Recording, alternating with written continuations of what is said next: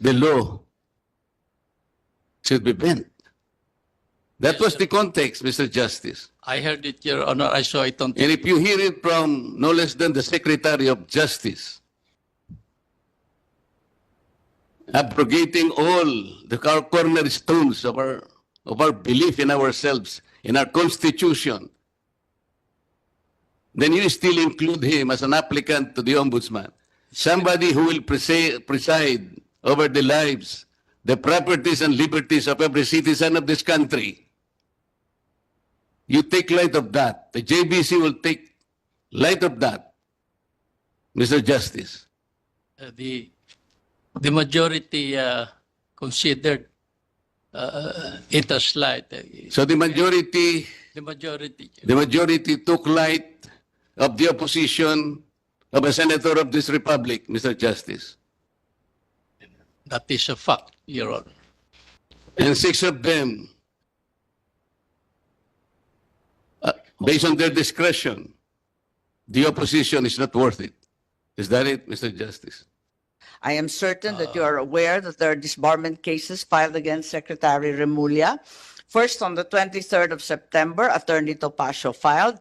Thereafter, on the 2nd of October, acting Davao City Mayor Baste Duterte also filed a disbarment case. In addition, our chairman, Senator Marcoleta, filed his sworn opposition.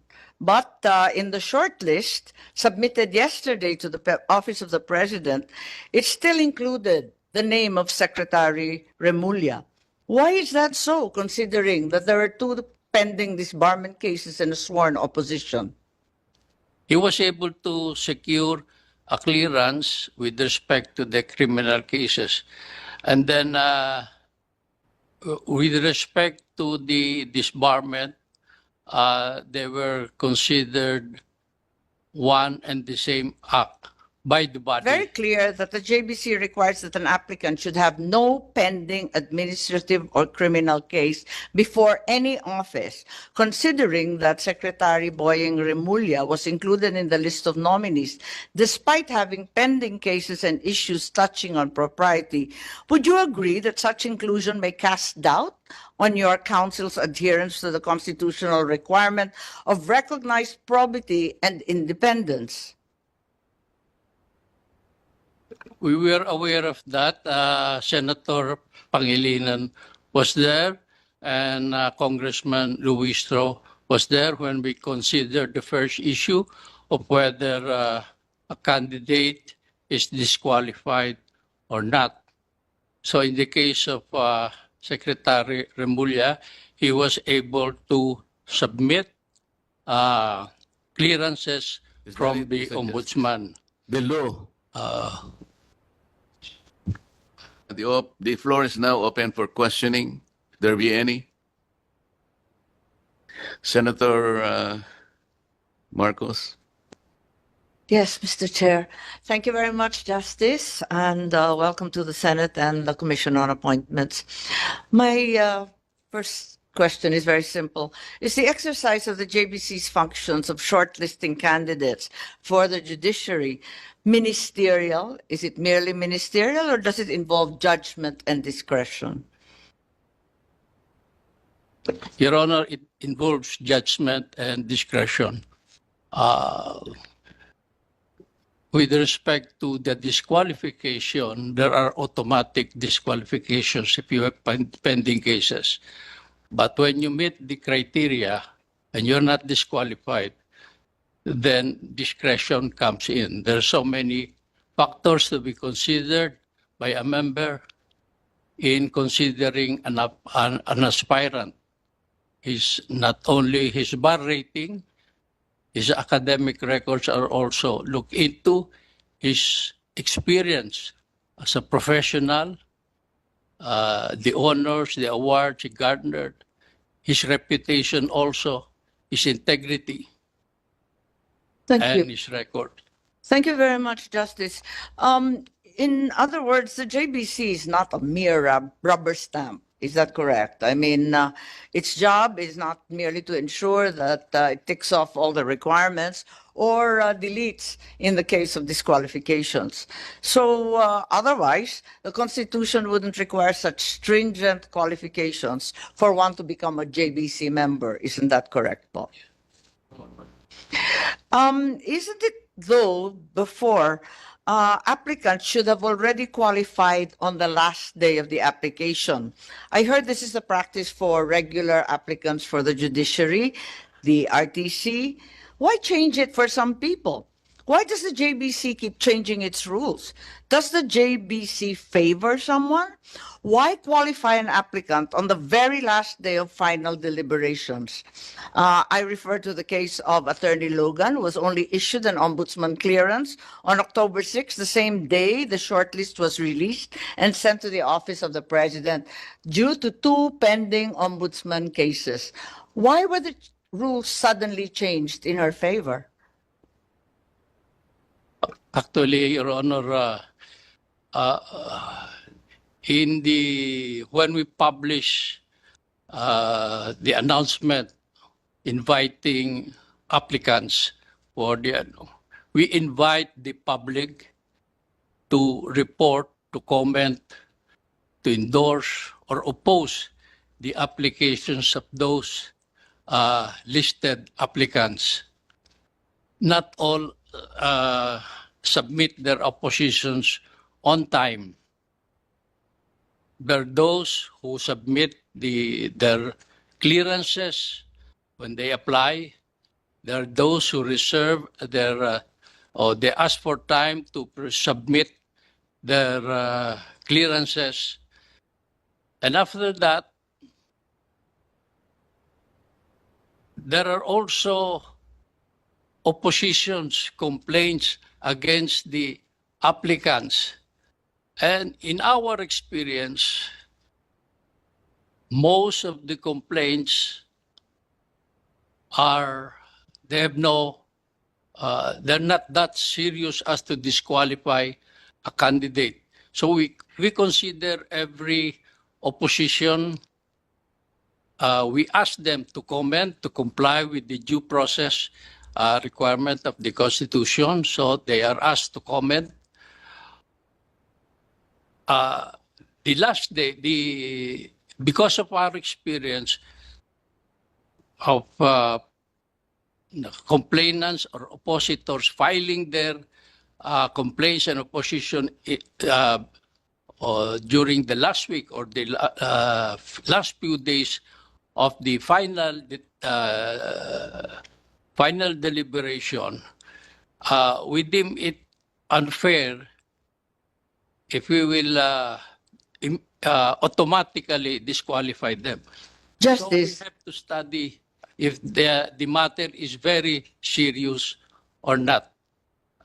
Yes, Justice, but you made mention of a list of absolute requirements, which contains, among others, a clearance of the ombudsman. Surely that doesn't require an oppositor to file with the JBC. Surely that is of note. Why was Attorney Logan considered, given that the ombudsman clearance was only given on the same day, yesterday, when the shortlist was given? The deadline had long passed.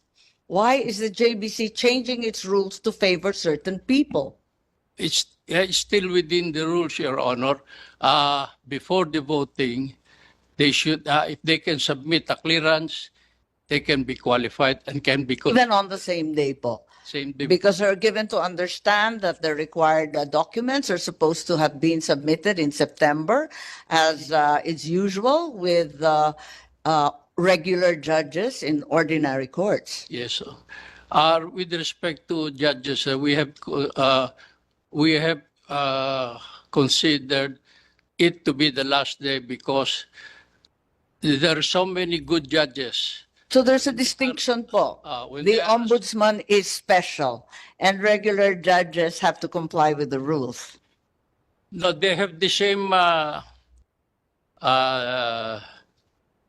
qualification if they have a But pending. there was a deadline for the requirements to be submitted in September, Oh. a deadline that was actually extended repeatedly. Yes. It is on the last day of we call it the final deliberation. If they can submit a clearance, they can be considered. With respect to Several dates were given po. In Yes, September, I recall. yes, Your Honor. In any case, did you participate, given that you were reappointed twice? Did you participate in the proceedings in the shortlisting of the ombudsman candidates po? Yes, yes, Your Honor, because my appointment was ad interim. So, given the two appointments, you in fact participated. So we are very curious about the occurrences with regard to the JBC shortlisting yesterday. It is very clear that the JBC requires that an applicant should have no pending administrative or criminal case before any office, considering that Secretary Boying Remulla was included in the list of nominees, despite having pending cases and issues touching on propriety. Would you agree that such inclusion may cast doubt on your counsel's adherence to the constitutional requirement of recognized probity and independence? We were aware of that. Senator Pangilinan was there, and Congressman Luistro was there when we considered the first issue of whether a candidate is disqualified or not. So in the case of Secretary Remulla, he was able to submit clearances from the ombudsman. And then we checked the JBC rules, and in the JBC rules regarding disqualification, if you have a pending case with the ombudsman, you will be disqualified. But if there is any other administrative case before any other government agency, it will be subject the discretion and evaluation of the individual members. It is only, I do not know why the administrative cases of pending before the ombudsman are different from the other agencies, but that is the rule. And But surely you're aware that the pending cases were not merely administrative, but in fact criminal. And we can hardly say that recognized probity is in fact upheld. Mr. Honor, that is, we are aware of that, but he was able to obtain a clearance. So, As a matter of fact, some of these cases arose before Secretary Remulla made his intentions known that he intended to become ombudsman. Is this a person of recognized probity? Also, a lifelong politician? Is this a person of recognized independence? the voting yesterday was in secret, it was confidential. We do not know the members who voted for him and the member who did not vote for him. So, may we ask your indulgence on that? We respect the confidentiality of the JPC proceedings because the Chief Justice, Alexis Mundo, even asked us to execute an undertaking that everything should be confidential for the protection of the members of the JPC, especially the regular members who are not politicians. They are apolitical. We are certain that you are aware that in 2012, for the position of Chief Justice, two pending disbarments against then Laila de Lima disqualified her. Before you answer, Justice, the chair would like to acknowledge the presence of Senator Joel Villanueva. Yes, so this occurred in 2012 when she was disqualified Yes. because of two disbarment cases. I am certain that you are aware that there are disbarment cases filed against Secretary Remulla. First, on the 23rd of September, Attorney Topacio filed. Thereafter, on the 2nd of October, acting Davao City Mayor Baste Duterte also filed a disbarment case. In addition, our chairman, Senator Marcoleta, filed his sworn opposition. But in the short list submitted yesterday to the Office of the President, it still included the name of Secretary Remulla. Why is that so, considering that there are two pending disbarment cases and a sworn opposition? We considered them as complaints, but in our discussion yesterday, it was considered that last-minute oppositions and complaints were considered as mere oppositions by the JBC. Are you saying, Justice, that all of these cases against Secretary Remulla are entirely baseless?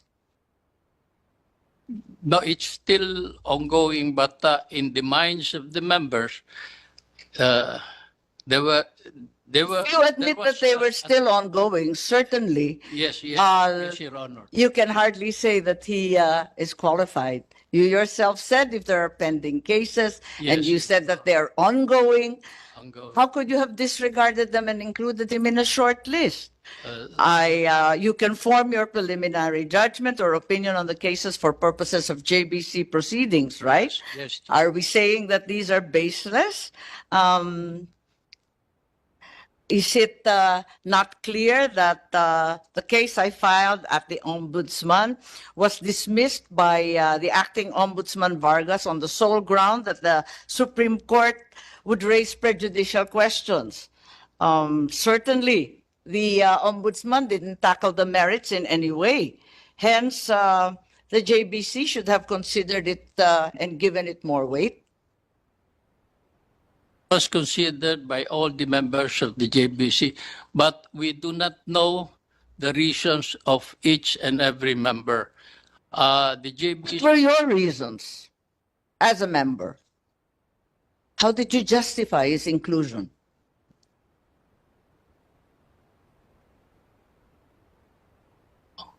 He was able to secure a clearance with respect to the criminal cases. And then, with respect to the disbarment, they were considered one and the same act by the body. The members of the JBC come from different interests. I represent the retired justices. One represents the academe, one represents the private sector, and one represents the IBP. The government is represented, the Senate is represented by. Sir, we're aware of the different sectors represented in the JBC, and we are certain that they're all qualified and fit. However, given the cases that were pending, what will happen as a former Supreme Court justice if the Supreme Court decides that no prejudicial question exists and that the Ombudsman should have resolved the Remulla cases on its merits? Do you think that Secretary Remulla can ever be fair in deciding the cases against himself, now sitting as Ombudsman? If he inhibits, do you think that it will allay any notion of partially considering that it is still his underlings who will finally decide? Does that not put us in an untenable position? Yes, Your Honor, I agree that he has to inhibit himself, but he's in a position to, as the ombudsman, yes, he is in a position to influence the deputies if who will replace him if he inhibits himself. But there's so many factors, and we cannot at this time predict what those factors are. But the human factor is very important. Their background, their sense of justice, like that. Would not that be the same problem if the decision on the two disbarment cases is adverse to Secretary Remulla? How can it be enforced, considering that he is an impeachable officer? Did the JBC not take this into account? We took this into account, Your Honor. We know that there is a process. With respect to disbarment, sometimes they are directly filed with the IBP, and then it goes to it is referred to the council or the committee in the IBP, and then if they have finding already, it will go to the Board of Governors. And all their findings are recommendatory.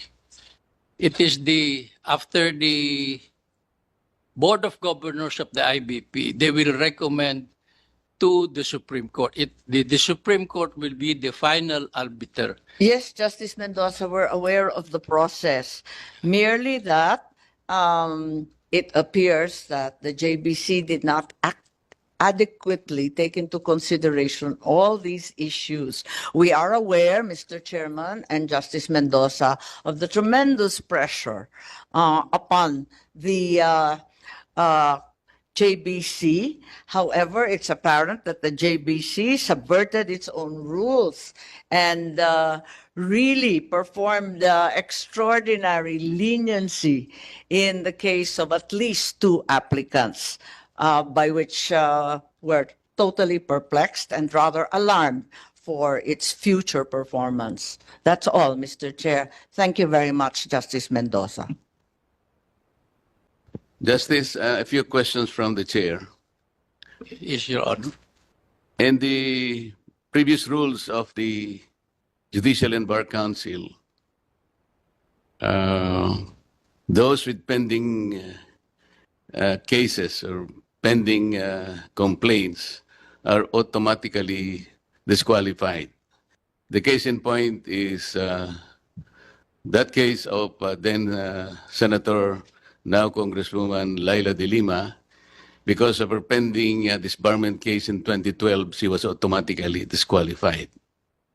But soon enough, your rules were revised, and because of that, under Section 5 of your revised rules, Paragraph B, those with pending administrative cases or complaints before any court, office, tribunal, or government office, agency, or instrumentality, or before the IBP, or any association, disciplinary committee, or body, when in the determination of the council the complaints are serious or grave as to affect their fitness for nomination, ay disqualified lamang po.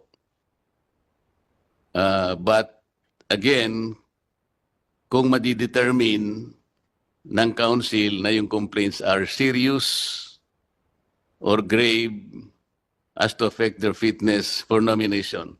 Ang ibig pong sabihin nito, Justice, if the council feels that the complaints are not serious or grave enough to affect their fitness or nomination, hindi po madi-disqualify yung applicant. Is that correct, sir?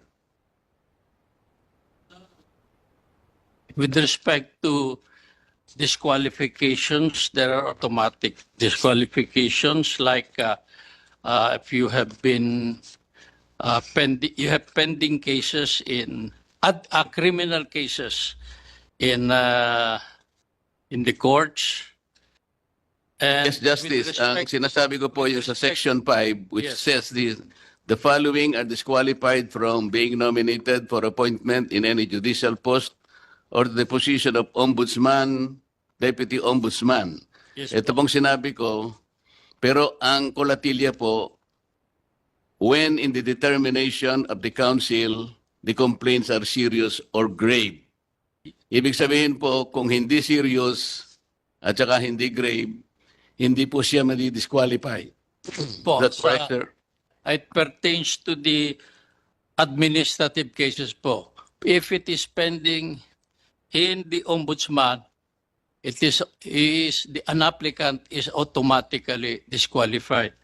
But with respect to the pending administrative cases or complaints before any office, court, tribunal, or any government office, ito po subject to this discretion of each member. Yun ang Yun nga po ang ibig ko sabihin, Justice. hindi ho automatic. Yun nga po. So, ibig sabihin nito dahil nag-file po ng disbarment si Mayor Sebastian Duterte, Yes po. ibig sabihin po, in the discretion of the council, hindi siya serious or grave enough. Tama po ba? Ang what I heard yesterday was the argument that it refers the complaint refers to the same act which was in a complaint previously dismissed by the ombudsman or earlier dismissed by the ombudsman. Nag-prevail na reason yesterday. I just cannot disclose the members who gave those reasons, but it prevailed yesterday. Yes, sir. This representation, Justice, filed a sworn opposition to the application of Secretary Remulla to the office of the Ombudsman on two grounds. Secretary Remulla publicly announced that he added restitution as requirement to the Witness Protection Program. That requirement does not exist in the law, but he insisted. That justice, to my mind, clearly indicates or demonstrates the lack of required legal acumen as well as adherence to the standards of probity befitting an ombudsman. Second, the Secretary's affirmation of the bending the law constitutes a violation of the Code of Professional Responsibility and Accountability. These two grounds, Mr. Justice, are not enough for the JBC to consider. It's like this. We receive your complaint or the opposition against Secretary Remulla. We considered the reasons, but there were two issues yesterday. First was whether or not he is disqualified. And then doon na ho pumasok sa, because he was not disqualified, he can be voted upon, pumasok na ho doon yung consideration of the merits of your complaint. Doon no, he was not able to get a unanimous vote. Pero hindi ko na ho masabi ko sino yung mga votante. But they considered the reasons you gave. Your two reasons were very important. We received them, we read them, and we considered them. But How did you consider maintindihan ko that? sana. How did the council consider the sworn opposition? Ano yun? Nasa weight na ho yun. Nasa weight. Not sa qualification or disqualification, but on the weight na sa voting ng a considered candidate, nandun na sa weight to yun. The members, majority are appointed by the president.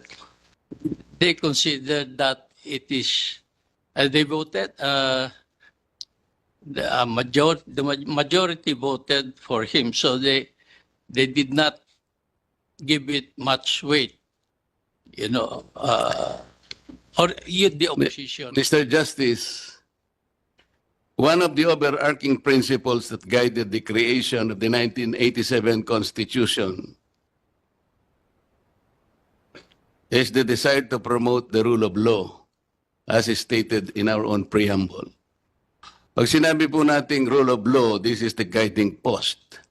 When somebody affirms that sometimes we can bend the law, you take you or the JBC took that very lightly, Mr. Justice? No, Your Honor, we, in the interpretation of the law, we can be strict, or we can be, what do you call that? For example, in the interpretation of the Constitution, if you are a strict one, they call you an originalist. And if you want to adapt to the times, they call you, you are a believer of the living Constitution. Ganun lang. We're not interpreting the Constitution, Mr. Justice. Yes, sir. I'm asking you whether the rule of law is still the foundation of our Constitution. It is very much the foundation. When somebody affirms that the law can be bended, that is inconsistent with the Constitution. Don't you think so? Yes, I agree with that. But sometimes it depends upon the context of how it is used, the bending of the law, whether it is freely, if they are interpreting it liberally. Did you know how it was used, Mr. Justice? Yes, We were discussing Yes, whether Your or not restitution yes, Your Honor. is a requirement for an applicant to be processed under the Witness Protection Program. Yes, yes. And suddenly the Secretary of Justice insisted that one requirement is restitution. It is not there. Aware of that. Yes. And somebody suggested that sometimes the law should be bent. That Yes, was sir. the context, Mr. Justice. I heard it, Your Honor. I saw it on. And if you hear it from no less than the Secretary of Justice,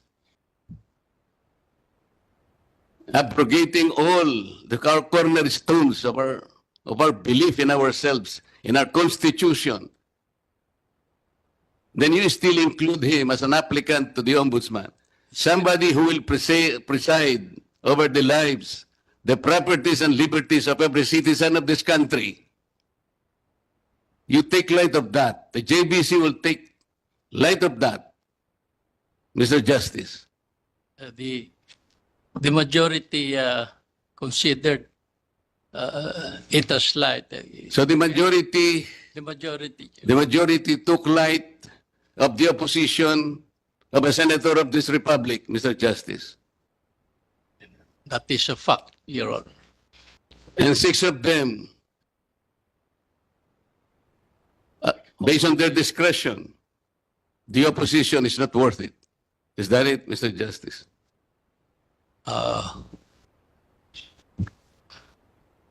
There were six yes, excluding the secretary himself, because he is also a member of the Judicial and Bar Council. Because of his inclusion in the shortlist, Mr. Justice, will you favor amending further your rules Yes, Your Honor. We that have- would give a chance that all prospective nominees or applicant to the Ombudsman should already be subjected not to the JBC, but the Commission on Appointments? It's up to you, Your Honor. It's only a suggestion, Mr. Justice. But with respect, Just thinking aloud, Mr. Justice. yes, Your Honor. With respect to the JBC, we have set tomorrow up to Friday to review and amend the internal rules of the JBC, considering past incidents. And we are inviting the public to submit their recommendations. So it will be a 3-day workshop to amend the internal rules of the Judicial and Bar Council. What would you think of the public thinking that somebody who affirmed that sometimes we should bend the law has become the ombudsman of this republic?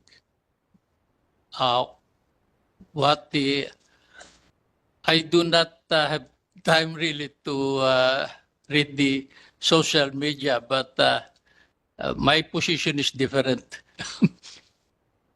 I am a believer of the rule of law. I was a justice for several years at a regional trial court. When I was a regional trial court, I adhere to precedents. Also, when I was a justice in the Court of Appeals, I adhere to the precedents. When I was in the Supreme Court, whenever I make a ruling, I was very aware that our decisions will be considered as precedents by those following us. So that's my experience being in the judiciary. That's why I believe in the rule of law. Thank you, Mr. Justice. Any more questions from the floor? Mr. Chair. Joel, last question from the chair, Justice. Yes, Your Honor. Yan pong mga affiliations like fraternity, sorority, where the applicants belong to, di ba? Paano po kaya, do you have some suggestions? Baka sakaling merong mandatory inhibition because alam po ninyo pagka kasama sila sa, malakas po ang impluensya talaga ng mga affiliations. I think that's an open secret. And considering that we are about to, maybe in a few days more, the President will appoint the Ombudsman. Sana yung influence ng affiliation, hindi naman strong. Paano ang inyong, what is your view on this, Mr. In my Mr. experience, at the present time, classmates in the ground for mandatory inhibitions, pati brotherhood in the fraternity, hindi rin automatic ang inhibition, hindi rin mandatory. And also membership in, for example, Rotary, Lions, hindi rin automatic. So it depends. Kung minsan, yung brothers ang naglalaban sa court. But they should be reviewed. Baka at this time, pwede. Thank you for the answer, Mr. Justice. Any more questions from the floor? If there are no more inquiries and clarifications, Senator Amy. Yes, Mr. Chair.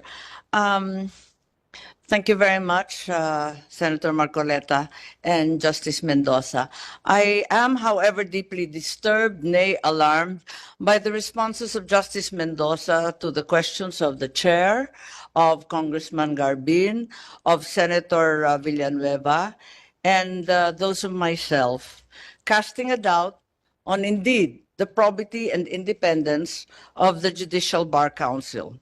At this juncture, therefore, I am unable, without further clarification and more responsive and adequate answers from the Justice, to support the appointment of Justice Mendoza. I'm sorry po.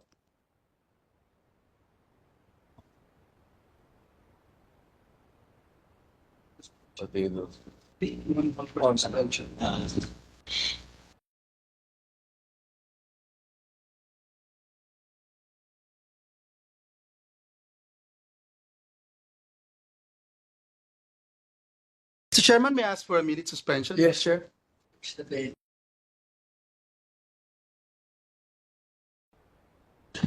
Session suspended.